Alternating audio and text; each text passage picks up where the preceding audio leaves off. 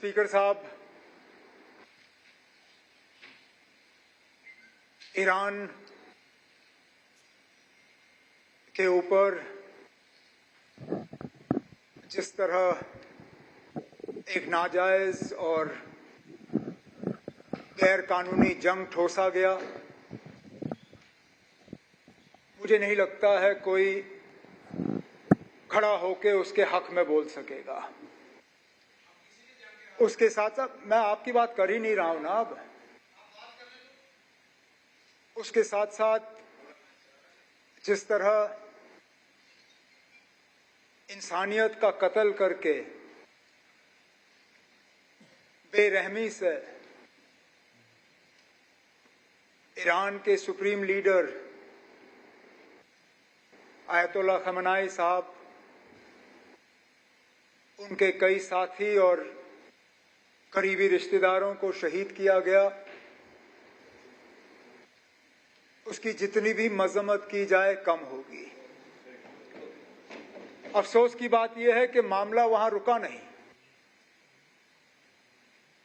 School में पढ़ते हुए मासूम बच्चियों को जिस तरह बेरहमी से मारा गया, मैं तो कहता हूं कि शायद ही हमारे रीसेंट हिस्ट्री में इस तरह के कोई वाकयों की हमें याददाश्त हो। और मकसद क्या, अभी भी समझ नहीं आता। अमेरिका के सदर की बात अगर आप सुनें तो उन्हें शायद खुद इस बात का एहसास नहीं है कि ये जंग ईरान के ऊपर ठोसा क्यों गया। सुबह रेजिम चेंज की बात करते हैं, दोपहर को स्ट्रेट ऑफ हॉर्मुज की बात करते हैं, शाम को तेल की कीमतों की बात करते हैं। उन्हें खुद शायद नहीं पता कि लगातार पिछले 3 हफ्तों से जो ईरान के लोग भुगत रहे हैं वो क्यों भुगत रहे हैं। अब हमें ये कहा गया यहां पे कि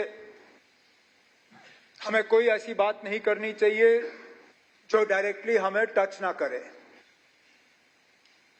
लेकिन हमारे कितने बच्चे बच्चियां, कितने हमारे लोग ईरान में फंसे, तो वो तो डायरेक्ट हमें टच कर गया।